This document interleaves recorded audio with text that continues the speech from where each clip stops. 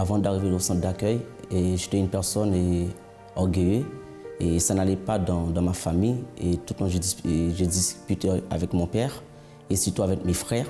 Et je n'avais pas de confiance en moi. J'ai envie de quitter de la maison, mais je ne sais pas c'est où que je vais. Parce que parfois, j'ai fait un jour, des jours, je ne parle pas avec mon père. Ça, c'était ma vie. Parce que j'ai la colère contre mon père parfois. C'est ça, et contre mon frère, contre tout le monde à la maison. Ma solution, c'est de quitter la maison. Et les problèmes, c'était dans ma famille. Un jour, tout va bien, un jour, ça va mal aller. Même si par exemple, j'avais tort, mais je n'ai pas assumé mes torts. Mon grand frère m'a invité au centre d'accueil, mais je ne voulais pas venir dès qu'il m'a invité. Quand je suis arrivé, bon, je me rappelle, c'était un vendredi, et je suis arrivé. Et après cette réunion, j'ai essayé de m'enseigner pour voir comment ça se passe autour. Il y a du pasteur qui m'a donné des conseils et je participe dans les chaînes de prière. Et surtout le jeudi, mais c'est plus pour mon père. Parce que je participais dans une campagne d'Israël, mais dans cette campagne d'Israël, je participais, c'était pour ma vie financière. Mais il y a une voix qui me disait, et bon, si tu as des problèmes dans votre famille, pourquoi tu veux participer dans cette campagne et Israël pour votre vie financière? Mais c'est mieux participer pour votre famille. C'est là que je me suis lancé dans cette campagne d'Israël pour mon père. Pourquoi? Parce que je voulais que ça change dans ma famille. Je participais dans cette campagne, c'était plus pour mon père. C'est pas pour moi et tout, pour mes frères, mais c'était plus pour mon père. Dans cette campagne, et oui, par exemple, je gênais. Et j'ai prié, surtout, jeûné et je me sacrifiais tout mon salaire déjà comme un sacrifice et tout. Pourquoi? C'est parce que je voulais vraiment un changement. Et le jour même que je suis venu aller déposer mon sacrifice et le jour que mon père m'a demandé de venir à l'église avec moi. Quand je participais dans cette campagne, j'étais tellement concentré, je pense que je n'ai même pas attendu de voir la négativité. Et tout ce qui vient dans ma tête, c'est déposer, aller jusqu'au bout. Le jour même que j'ai déposé mon sacrifice, mon père me demande de venir. Franchement, il y a un grand changement par rapport à lui. Et il vient maintenant à l'église. Il est 24/24 à l'église. Il vient lundi jusqu'à dimanche à l'église et tout. Et là, même le samedi, il est là pour évangéliser. Dieu il a vraiment transformé sa vie. Et franchement, quand je vois de lui, franchement, je suis fier. Je suis fier parce que, franchement, je vois vraiment le changement à l'intérieur de lui. Ça se passe très bien. Ça se passe très, très bien à la maison. Il n'y a pas de dispute, je n'ai pas de colère, je n'ai pas donné à mon père. Là, maintenant c'est lui qui nous pousse d'aller à l'église maintenant. Là, franchement, c'est là vraiment que je vois que Dieu a vraiment transformé sa vie. Bonjour à tous, soyez bienvenus à cette émission France en direct. La vie de beaucoup de personnes n'avance pas, ne marche pas, n'a pas d'évolution parce que beaucoup de personnes ne savent pas qu'il existe une solution. La solution existe pour tous les problèmes. Il y a des familles qui vivent dans la misère, qui se séparent parce qu'elles pensent que la vie c'est comme ça, un enfer. Et c'est vrai que la vie c'est un enfer pour beaucoup de personnes. Mais au centre d'accueil, nous recevons beaucoup de personnes qui ont changé sa vie, qui pensaient que c'était le destin, qui pensaient qu'ils n'avaient pas de solution, mais la solution a existé. Et vous, quelle est la situation qui est dans votre famille, dans votre vie? Regardez cette histoire et après nous retournerons.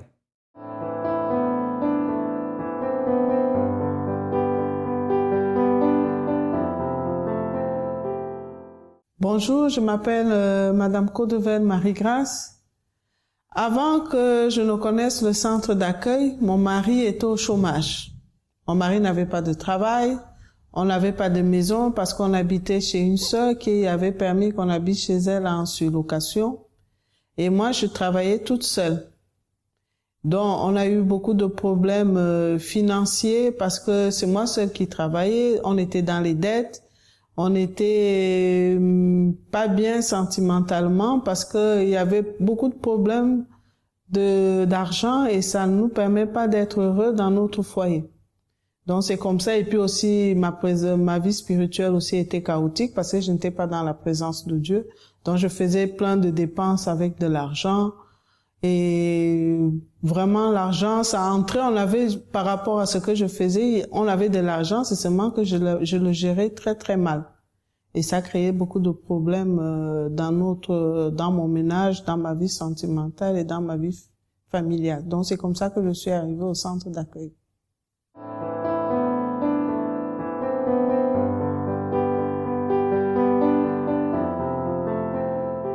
Quand je venais d'arriver en France, en fait, quand j'étais en Haïti, on avait une grande maison. Quand je suis arrivé en France, on avait une deuxième petite maison. On était beaucoup.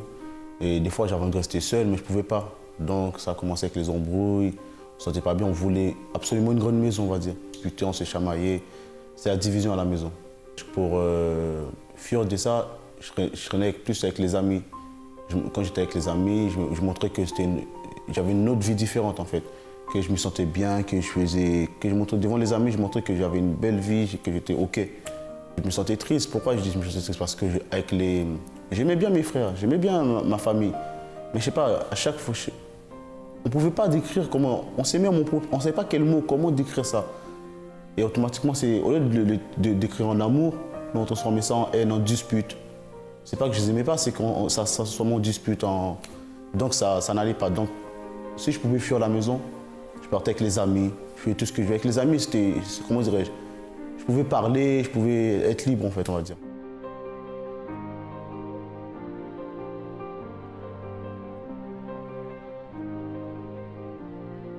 Je voulais vraiment changer cette situation puisque je disais, tôt ou tard, si on continue comme ça, à un moment donné, je ne savais pas comment faire en fait. Je ne savais pas comment faire pour changer, je ne savais pas comment cette situation allait changer. Et ça, à l'intérieur de moi, franchement, ça me faisait vraiment mal, puisqu'on est beaucoup dans la famille.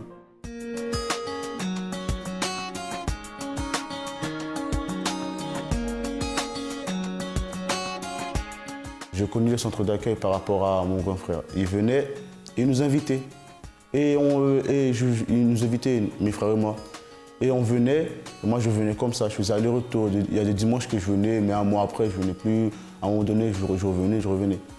Mais quand j'ai vraiment commencé à avancer, c'est par rapport au groupe jeune. C'est qu'on m'a invité à la FJF, pardon. Et là, j'ai vraiment vu, voilà, que la FJF, j'ai vu c'était il y avait une famille. Comme je m'entendais pas, comment dirais-je, avec la famille, on s'entendait mal. Quand je voyais la FJF, c'était comme si c'était une famille. On pouvait parler, on pouvait être libre. Donc, comme si j'ai pris la FJF, comme si c'était ma nouvelle famille, on va dire. À travers la FJF, ça a changé. Ma relation avec mes frères a changé à travers la FJF. Pourquoi? Puisqu'on est venus tous en même temps en fait, à l'église. Quand on a commencé à s'investir, on s'est vraiment investis tous en même temps. C'est-à-dire en gros, on a décidé d'avancer tous en même temps à la FJF. Et automatiquement, à la FJF, on se donnait, on commençait à se donner. Mais après qu'on arrive à la maison, on se disait, si à la FJF, on arrive à se donner, on s'entend bien à la FJF, on peut aussi bien s'entendre à la maison. Et bien ça a commencé comme ça.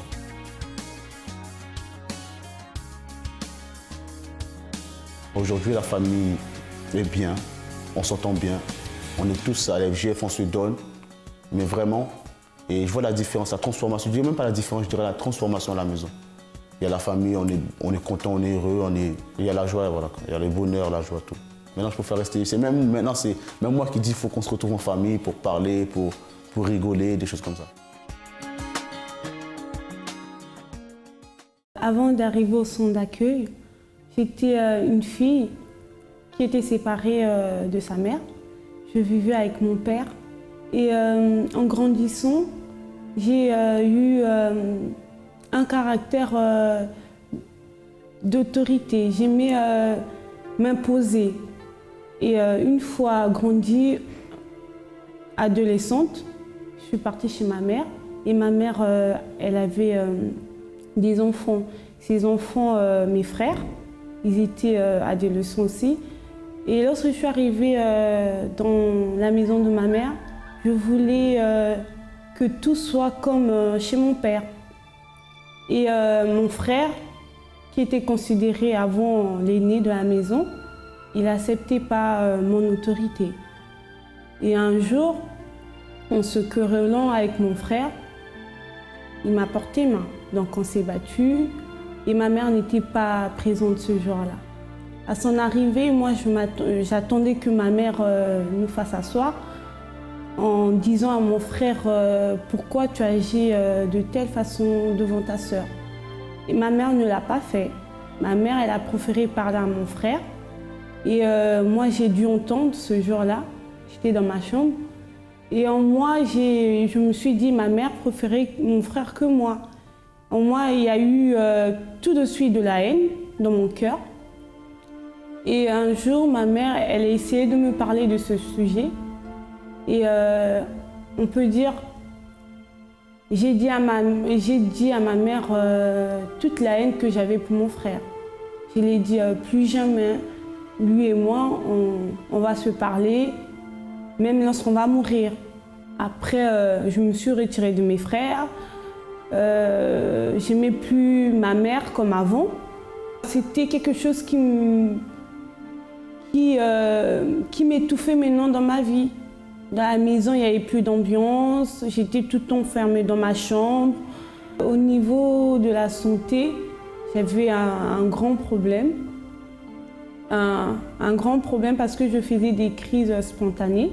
J'avais des douleurs spontanées. Mais en moi-même, je n'acceptais pas cette maladie. En moi-même, je me disais tout allait bien. Mais au fond, lorsque ces crises arrivaient, je me rendais compte que je n'étais pas bien. Cette maladie m'a déformé mon corps.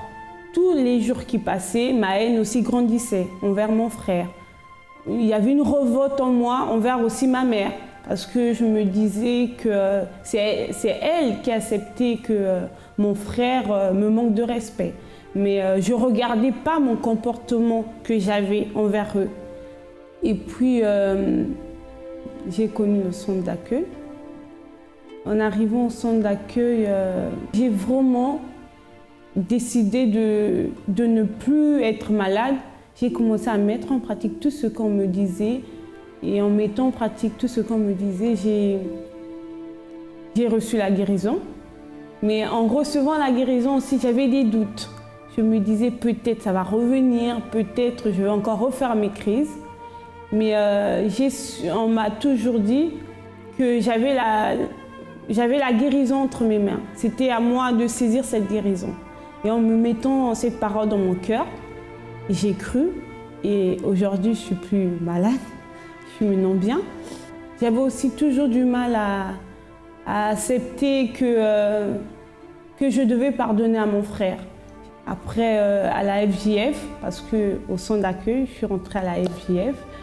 À la FJF, on nous demandait de regarder d'abord nous, au lieu de pointer le doigt vers l'autre, c'était d'abord nous, d'abord. J'ai commencé à regarder mon comportement envers mes frères. Je me suis rendu compte que j'étais vraiment autoritaire et j'aimais imposer tout ce que je voulais dans la maison de ma mère. Or, cela embêtait mes frères. J'ai commencé à changer premièrement mon caractère envers mes frères. J'étais maintenant attentive, j'acceptais tout ce qu'ils faisaient. Je suis partie vers mes frères, vers mon frère surtout qui m'avait porté main. Je ne l'ai pas tout de suite dit « pardonne-moi », non. Je l'ai apporté mon amour. Je lui ai demandé pardon par mes attitudes. Dans tout ce que je lui faisais, je lui montrais que je le faisais avec bon cœur. Et lorsqu'il faisait quelque chose, tout de suite, je ne réagissais pas négativement. Et ma mère elle était étonnée de me voir aller vers lui, le proposer des choses que je proposais aux autres. Et il y a eu un rétablissement d'ambiance dans ma maison, d'amour dans ma maison. Et maintenant, on est comme des potes, des amis en cause, je le conseille et lui aussi. Marie-Grâce et son compagnon vivaient dans la misère.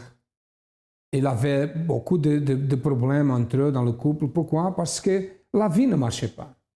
Tout ce qu'il faisait donnait erroné. Il avait des disputes.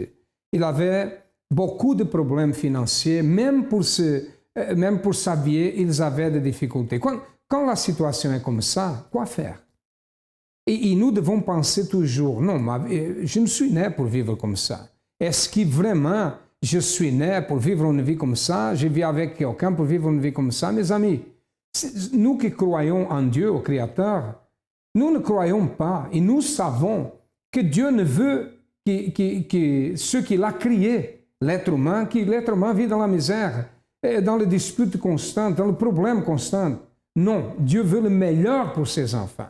Dieu veut le meilleur pour vous, n'importe quelle est la situation que vous vivez. Sachez qu'il y a la vie en abondance, c'est possible. Mais pour que cela soit possible, il faut que nous marchions, que nous donnons un pas en avant, que nous profitons les opportunités. Et au centre d'accueil, le centre d'accueil a déjà donné beaucoup d'opportunités. Au centre d'accueil, nous enseignons comment faire pour sortir de cette situation en pratiquant une foi intelligente. Voyez maintenant qui est Marie-Grâce et son compagnon, maintenant après qu'ils ont commencé à participer au centre d'accueil.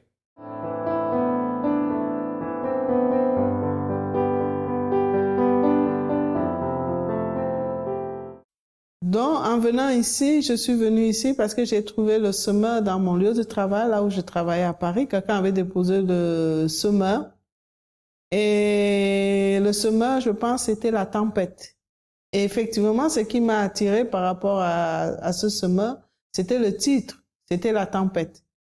Et je me suis dit, tiens, ça c'est... Après, en feuilletant, j'ai trouvé qu'on parlait de la parole de Dieu. J'ai dit, effectivement, ma vie, c'est une tempête. Parce que par rapport aux problèmes financiers et tout ce que je traversais avec mon époux, je voyais que c'était une tempête dans ma vie et je ne savais pas comment faire. Et c'est comme ça que je connaissais déjà une autre église en venant ici au centre d'accueil. C'est seulement que c'est par rapport au titre du semeur, c'est ça qui m'a attiré. Et le lendemain, j'ai appelé et je suis venue ici au centre d'accueil après avoir lu le semeur. C'est comme ça que j'ai commencé par les chaînes de prière.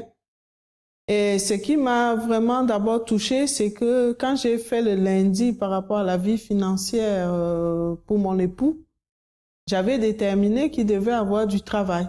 Et ça n'a pas fait 2 jours. Le deuxième jour, on l'a appelé lui disant d'aller commencer son travail.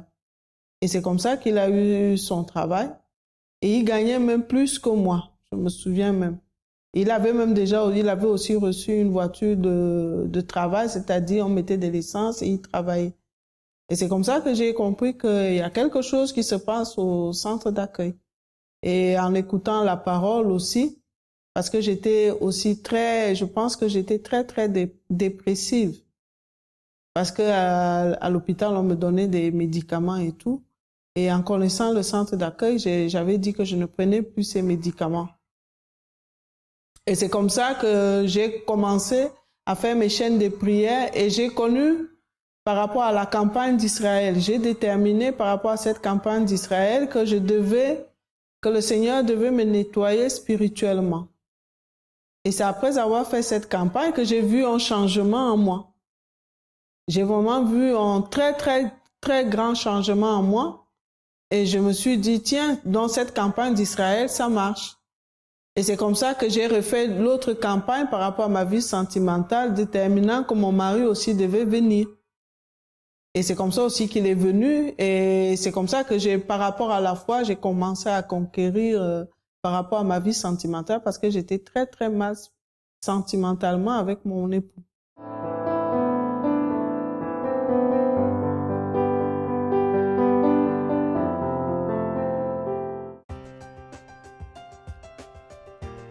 Jeudi est le jour pour la famille. Nous donnons des orientations pratiques dans une intercession en faveur de ceux qui passent par des conflits familiaux. Si cela est votre cas, cette conférence est pour vous. À 7h, 10h, midi, 15h et 20h. Vous pourrez participer aux différents horaires et bénéficier d'orientations pratiques et objectives. Au centre d'accueil, 254 rue du Faubourg Saint-Martin, 75 010, Paris. Ou dans le centre d'accueil le plus proche de chez vous. Toutes nos informations sur notre ligne AMI 24h au 01 53 35 85 12. Centre d'accueil, sacrifiant quotidiennement pour votre idéal.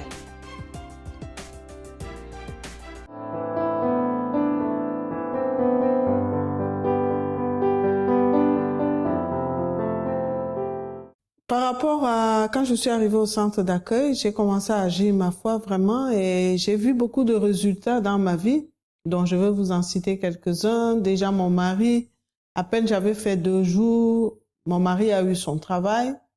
Par rapport à ça aussi, il a pu avoir encore une autre formation, 2 formations par rapport à son travail aussi.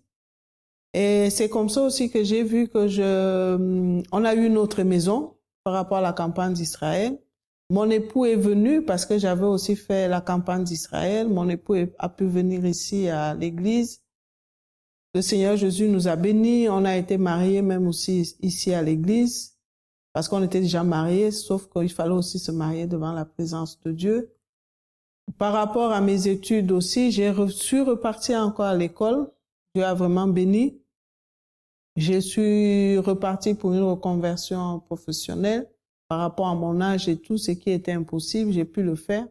Mon mari a aussi créé son entreprise. C'est vrai que maintenant, elle n'est pas encore prospère, sinon on a déjà une entreprise. Donc, il y a beaucoup de choses par rapport à ma vie sentimentale, par rapport à ma vie spirituelle. Tout a vraiment été mis en ordre. C'est pas venu du jour au lendemain, il fallait lutter, il faut toujours lutter. Et c'est comme ça que notre vie, ça va maintenant. Et point de vue financier et tout ce qui s'ensuit, je peux dire que maintenant, le Seigneur Jésus est vraiment avec nous. En ce moment, par rapport aux chaînes de prière, par rapport aux campagnes d'Israël. Et le plus important encore, c'est que, parce que quand j'ai connu le centre d'accueil, je n'étais plus en contact avec ma famille, mes frères et sœurs qui sont ici en France. Et tout dernièrement, lors de la dernière campagne, les pasteurs disaient, avant de faire votre campagne, il faut d'abord vous réconcilier avec votre famille. Et j'ai vraiment saisi cette parole et j'ai tout fait pour que ma famille et moi, on se réconcilie. Et le Seigneur Jésus a fait des grandes choses. Ça veut dire qu'il a béni les mariages de mes frères parce qu'il y a mon petit-neveu qui s'est marié, mon grand frère qui s'est marié, et mon petit frère qui s'est marié. C'était au mois de juillet et août. Et c'était vraiment des grands mariages. Et mon grand frère n'avait aucune condition par rapport à son mariage. Et vraiment, le Seigneur Jésus a béni. Donc, aujourd'hui, on est bien. Et eux-mêmes aussi savent que le centre d'accueil, c'est vraiment un lieu de prière. Ils savent que j'ai vraiment eu cette relation, cette rencontre avec Dieu. Donc, ils respectent ma foi. Et on ne se dispute plus par rapport à ma venue ici au centre d'accueil et tout va bien en ce moment.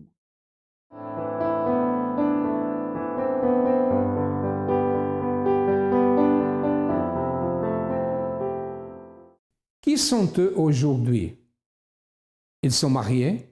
Avant, ils n'étaient pas mariés. Sa vie financière marche bien. Il a même sa propre entreprise. Il n'a plus de problèmes. Bon, des problèmes existent toujours, n'est-ce pas? Nous ne pouvons pas vivre au point de dire avec hypocrisie que les problèmes sont finis. Il y a des petits problèmes comme dans tous les couples, la même chose. Mais ce sont des problèmes qui sont faciles à résoudre. Aujourd'hui, ils ont tout ce qu'ils n'avaient pas avant. Pourquoi? Parce qu'ils ont changé de direction. Ils ont changé d'esprit. Ils ont commencé à voir les choses d'une manière différente. Si nous disons non, je suis né pour souffrir, pour vivre comme ça, c'est le destin, notre vie n'est que destin. Mais si nous disons non, je veux changer ce destin à travers la pratique d'une foi intelligente, la situation change. Aujourd'hui, ils sont une famille heureuse. Maintenant, c'est votre foi de changer la situation. Nous sommes situés au 254 de la rue du Faubourg Saint-Martin, au 10e à Paris. Nos centres d'accueil sont ouverts du matin au soir, de lundi à lundi. Ils ne ferment pas, ils ferment seulement pendant la nuit. Mais toute la journée, c'est ouvert. Il y a des hommes de Dieu qui sont là, qui vous attendent pour vous accueillir. Si vous avez un problème, vous pouvez nous appeler ou vous pouvez chercher le plus proche de vous, le centre d'accueil le plus proche, et certainement vous aurez l'aide si vous avez besoin de notre aide. À demain et que Dieu vous bénisse à tous abondamment.